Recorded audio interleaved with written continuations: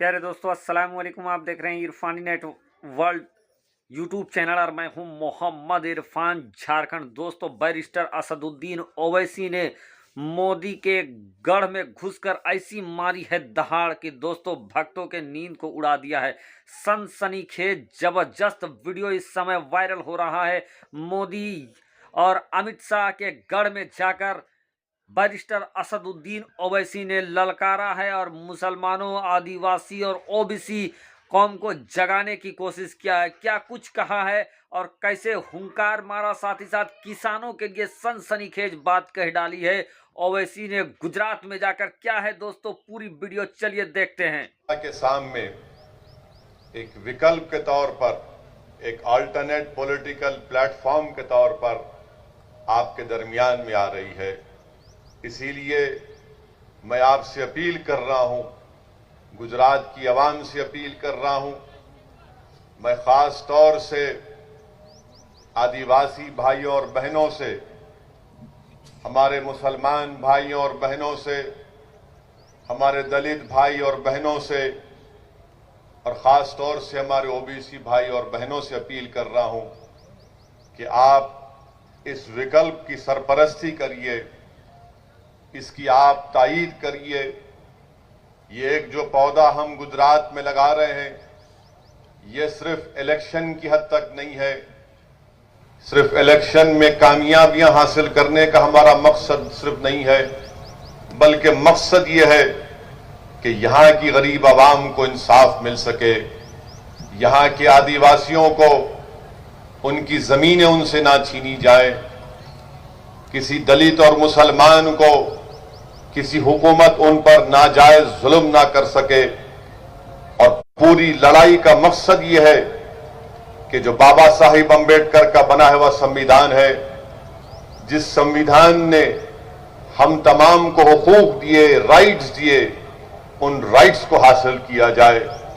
और मैं आपसे ये बताने आया हूं कि याद रखिए, हमारे मुल्क भारत की जमहूरियत की तल्ख हकीकत यह है कि अगर आप ये चाहते हैं कि आपसे इंसाफ मिले, अगर कोई आदिवासी चाहता है कि शेड्यूल 5 का इंप्लीमेंटेशन हो, अगर कोई मुसलमान ये चाहता है कि मुझे गैर जरूरी किसी झूठे इल्जाम में जेल में डालकर मेरी जवानी को सड़ा ना दिया जाए, अगर कोई दलित भाई हमारा ये चाहता है कि मुझे नक्सलाइट कहकर जेल में ना डाल दिया जाए, बल्कि बाबा साहेब अम्बेडकर के संविधान के तहत मुझे अपना हक मिले, तो याद रखो, सिर्फ नारे लगाने से, सिर्फ आंसू बहाने से, सिर्फ घुटन की जिंदगी गुजारने से या घर के दरवाजे और तनबियों को बंद करने से कोई आसमान से उतरकर या जमीन से निकलकर तुमको तुम्हारा हक नहीं देगा।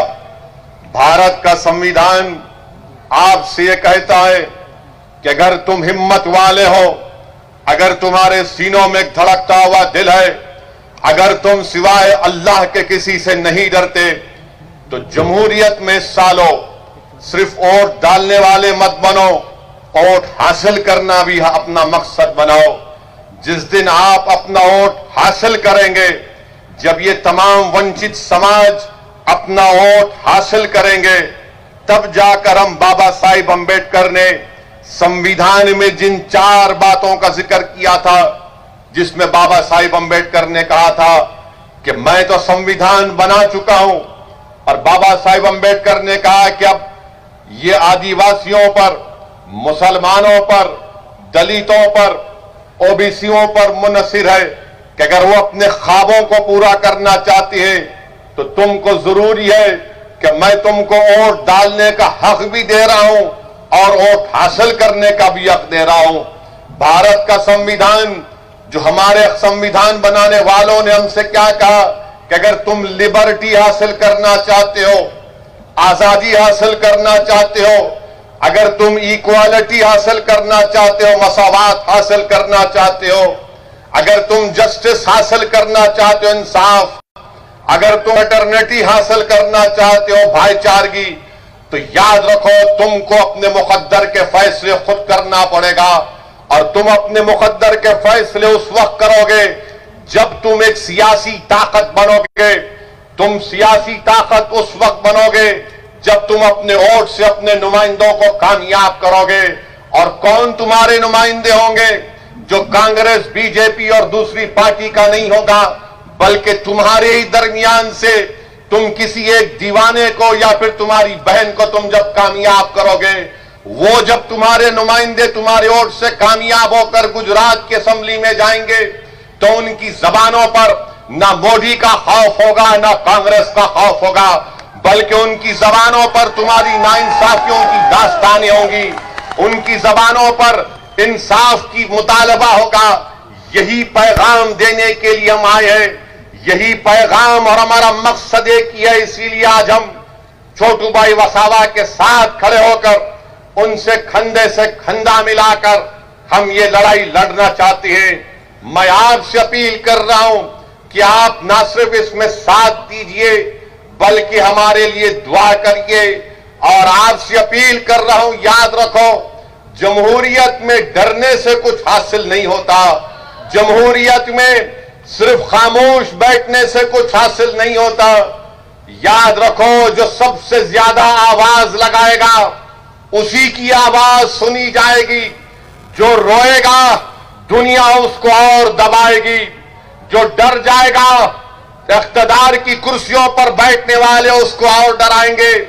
आप मुझसे सवाल करेंगे कि असदुद्दीन ओवैसी तुम क्या कह रहे हो कि जो डराएगा, जो डरता है उसको और डराया जाएगा, जो रोता है उसको और रुलाया जाएगा, और जो सबसे ज्यादा आवाज लगाएगा तो उसकी आवाज को सुना जाएगा। अरे भरूच के जियालो, अरे भरूच के मेरे शेरों जो तुम आज यहां पर जमा हुए, सुन लो मेरी इस बात को, सुन लो मेरी इस बात को। भारत के किसानों ने नरेंद्र मोदी की नींद को हराम करके रख दिया। वो किसान निकल कर आए, वो किसान निकल कर आए, हजारों की तादाद में निकल कर आए, नारे लगाए, दिल्ली को अपना ट्रैक्टर लेकर आया। तो भारतीय जनता पार्टी जिसके पास 300 एमपी है, आज वो परेशान है, टाई टाई उनकी हो रही है कि कैसे किसानों से मुकाबला किया जाए।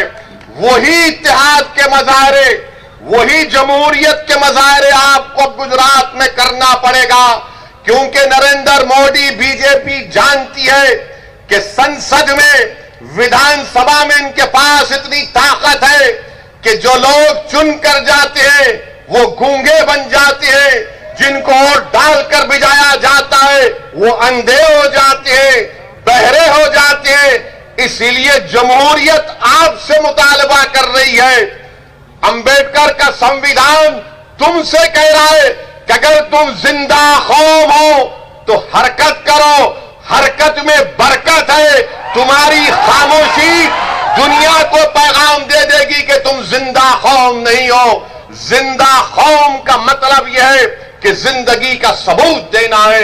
मैं हमारे आदिवासी भाइयों से कहना चाहूंगा कि भारत के संविधान में जयपाल सिंह मुंडा ने जो कुर्बानियां दी हम उनको सलाम करते हैं। यही जयपाल सिंह मुंडा थे जिन्होंने आदिवासियों के लिए शेड्यूल 5 का जिक्र संविधान में किया था। मेरे अजीज दोस्तों और बुजुर्गों, ये हमारी लड़ाई हमारी बका की लड़ाई है।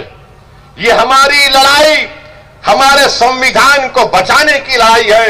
हमारी लड़ाई इस मुल्क में अमन को मजबूत करने की लड़ाई है। मैं आज के जलसे से उस अजीम आदिवासी constituent assembly debate constituent assembly के रुकन जयपाल सिंह मुंडा को भी सलाम करता हूं कि इन बुजुर्गों ने हमको, हमारी आने वाली नस्लों के लिए ये सोचकर शेड्यूल 5 का इनकॉर्पोरेशन भारत के संविधान में किया था। मैं आज के जलसे में मोहतरम जनाब अहमद पटेल साहब को भी खिराज अकीदत पेश करना चाहूंगा। ये उनकी सरजमीन है। यहीं से अहमद भाई निकलकर दिल्ली गए और कांग्रेस पार्टी के ऊंचाइयों तक पहुंचे। मैं अल्लाह से दुआ करता हूं कि अल्लाह सुब्हानहू व तआला अहमद पटेल साहब की मग़फ़िरत फरमाए, अल्लाह उनकी खबर को नूर से भरे, अल्लाह उनके अफराद खानदान को सब्र जमील अता फरमाए। मैं यकीनन अहमद पटेल साहब से मेरे ताल्लुकात थे, मुखालिफत भी मैं उनकी करता था, मगर